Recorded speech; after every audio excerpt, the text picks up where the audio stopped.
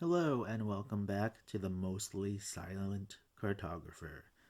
I'm your host, Will, and today we are going to be examining the first mission from the first game, Pillar of Autumn, and from the first game, Halo Combat Evolved. Alright, so let's begin. Pillar of Autumn is the tutorial mission, and you basically have to escape the ship from the Covenant. Now, the mission opens with a cutscene and the ship has just evaded the Covenant from reach. It's kind of floating out in space. You don't like see them immediately jumping in from like the slip space. It's already I guess it already happened. So it's just kind of drifting there, and uh you get the talk between Cortana and Captain Keyes. They're introduced, which basically ends in their conversation of wake him up, which is Chief, wake up Master Chief. So he's in the cryo chamber.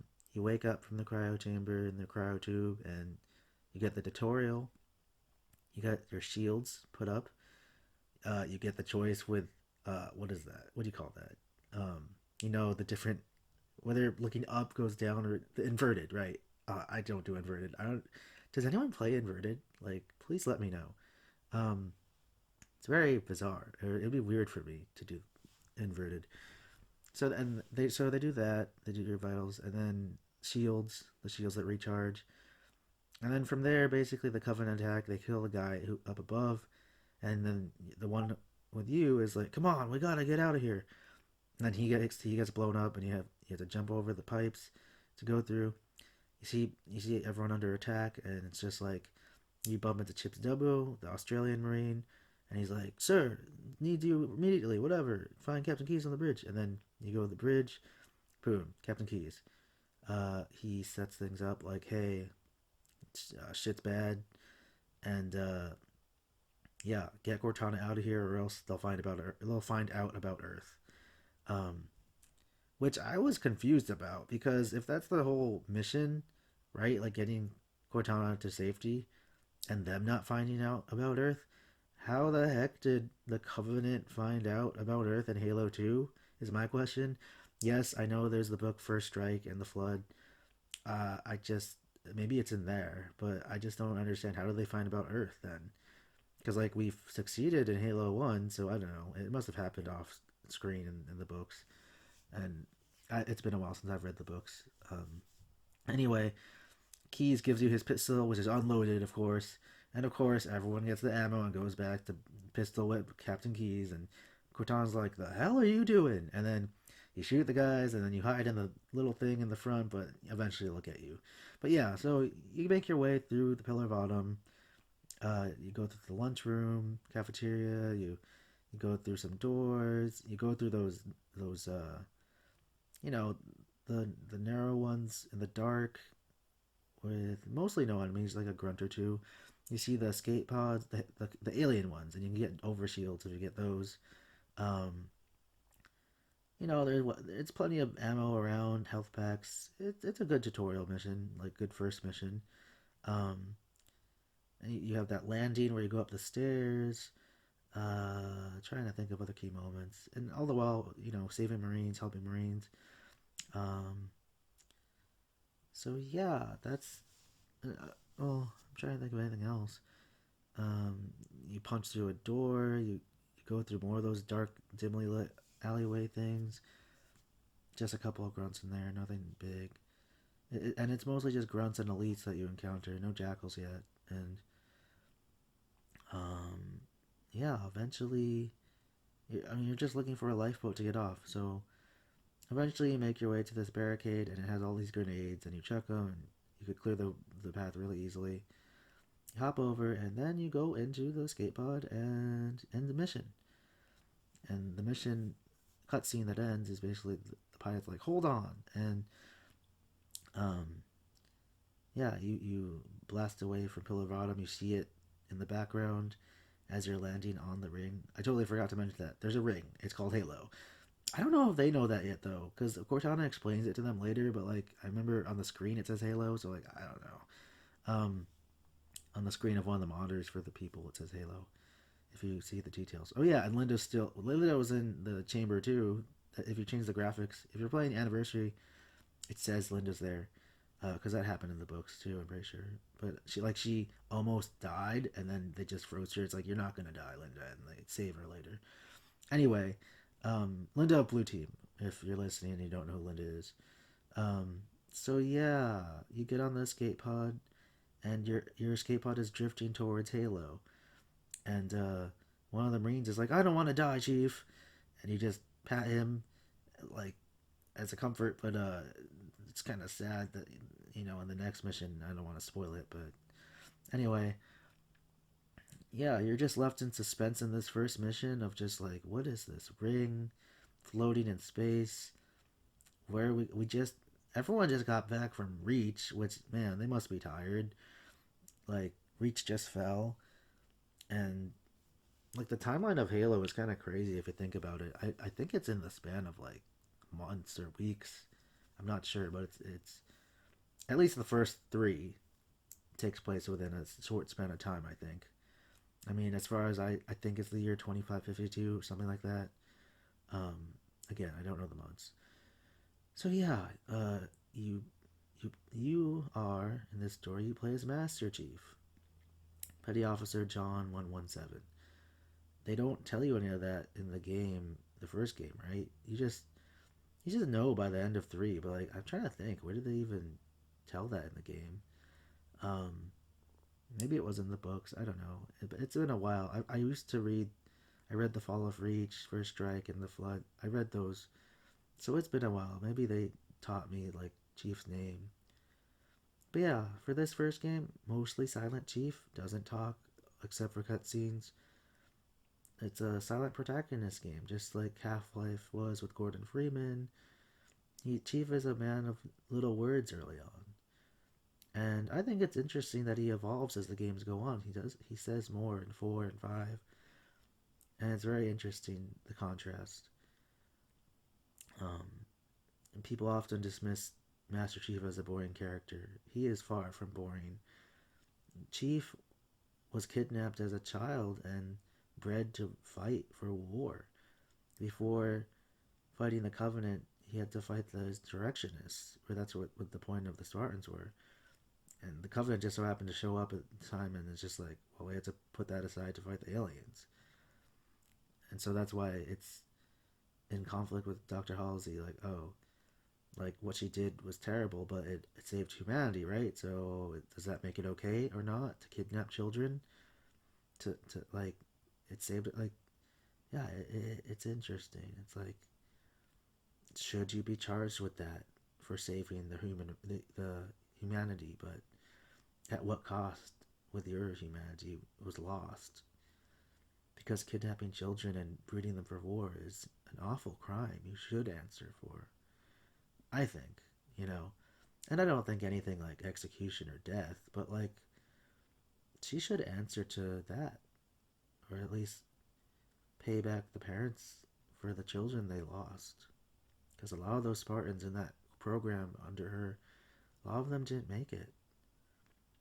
I don't know who else is out there in the Spartan 2 program besides the Blue Team from Halo 5 Guardians. I don't know which ones are still alive. Probably not many, but like, I don't know. I think have she should be responsible to at least answer to the families, at least like some sort of apology in some way to make up for what she's done. Because that's such a sad part of Halo. I think people don't really think about too often, um, or at least not seriously anyway. It's like imagine you were kidnapped as a kid or someone like a loved one, like an whether it's like for example, I have a nephew, and it's like, imagine if I can imagine if he's kidnapped and like we don't know where he comes back, and then we find him, and then when we find him, that person dies, because that's what happened. They would replace the kid with flash clones, and the clone would die shortly after. Like, just imagine that. How messed up it must be. I know this was meant to be an episode about the Pillar of Autumn, but like, I don't know. It's just Halo lore in general. It's interesting to look into. I'm not an expert of that. There are YouTubers out there who are. I can only know based off things I've read, things I've heard. I'd love to read more of the novels again. I'm getting back into reading, so maybe I'll be somewhat caught up. Or I can just use wikis as well to help. Uh, but yeah, a good first mission, escaping the ship.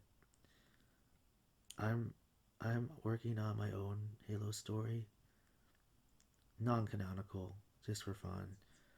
And I think I want the first mission to be escaping from a big ship, um, to get to a drop pod or some ship to get off that ship.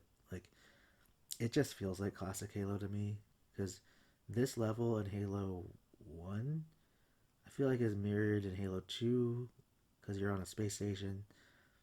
You don't need to escape though. So maybe not that one as much, but I guess from Halo 1 to Halo 4. Halo four's opening mission with when Cortana wakes you up and you're trying to escape the Forward Unto Dawn.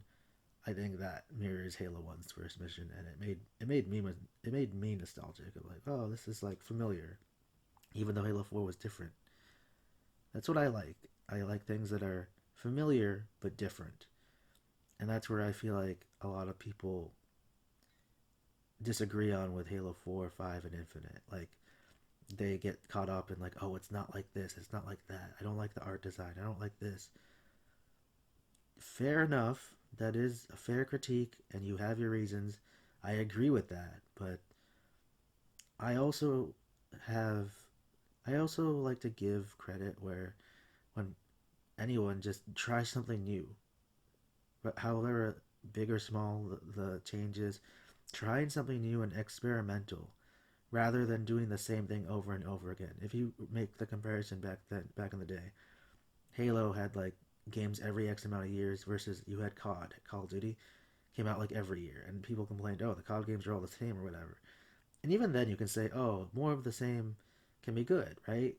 Like it's what you like. But with Halo, it was always evolving from the beginning. Literally in the title, Halo Combat Evolved. It evolved every title, and like not everything worked either, even up to before 4. So I just I would like to talk about things like that in my podcast about 4 or 5 and at 6. That just to give 3 for 3 some good feedback or good, I don't know if you want to call it a review or just good honest thoughts of what I liked from their games, because people like to just dismiss everything entirely that they did, and it's kind of like with polarizing movies like Batman, Superman, or whatever, where it's like, yeah, you can complain about it, but can you really deny there weren't any cool things in those games? Like, for example, Halo 4, the saw, the sound of like the assault rifle, like the sticky detonator, that's a fun weapon to use. Or like Halo 5, all the weapon variants. Yeah, they're in Warzone, but they're all there. And like you could play through the game for as long as I did without spending a single thing and unlock everything, which I did because I loved playing Halo 5 so much. And I don't think I had to buy a single thing. You just randomly get it all, but you get it all. And all the helmets there. Like yeah, there's the ugly one everyone makes fun of. But like there were good ones there too. Really interesting ones. So, back to Halo 1 Combat Evolved. This first mission, trying to escape a ship that's going down. I think there's a lot you can do with that, like new. Like maybe next time you don't have to escape the ship. Maybe you are repairing the ship so that you can steer it away from hitting or something. Or just, there's a lot of things you could do with the first level that starts on a ship. And I think it's a good base to go off of, the Pillar of Autumn mission. I don't want to talk about my stuff here. I'm going to make a separate audio log podcast. I'm going 14 minutes on. I think I'll do the whole 17-minute thing, just 117, just to have a stopping point. What are my favorite things about Pillar of Autumn, the mission? Um, I like Chip's Dubbo. I like hearing Cortana for the first time. Just there's two of us in here, you know. Or keep it down or whatever. You know, take cover or whatever. I just butchered the quote. I'm sorry, Jen Taylor. Um, there's two of us in here, you know, something like that. Seeing all the Marines. I feel like back in the day, Marines used to talk more. I don't know if I'm just crazy or not, but it seems like they don't talk as much. Even with the "I would have been your daddy" skull. Um, yeah, I like the design of the Pillar of Autumn level. Like it's easy to follow. You don't get lost, but you can still take alternate paths and routes in certain hallways. And I think that's cool that they give you the choice to go different. You know, simple but different. Like said, different.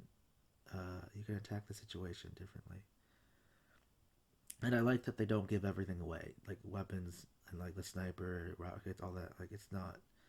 You're introduced to like the basics, like assault rifle, pistol, plasma pistol, maybe needler. I'm not sure. Plasma rifle. So you can experiment with other weapons if you want to. I usually use the human weapons, but I know plasma pistol is very helpful. Okay, we're nearing the end. Um, I don't know what else to say at this point. Uh, I'm excited for Halo Campaign Evolve to see how it goes, how it changes from the OG, and yeah, I hope everyone is kind to each other when it comes out, and I hope everyone has a lot of fun. All right, I'm gonna keep going with these episodes, but I'm gonna stop this one here. Uh, uh do do do do. I gotta get sound effects for these episodes. All right.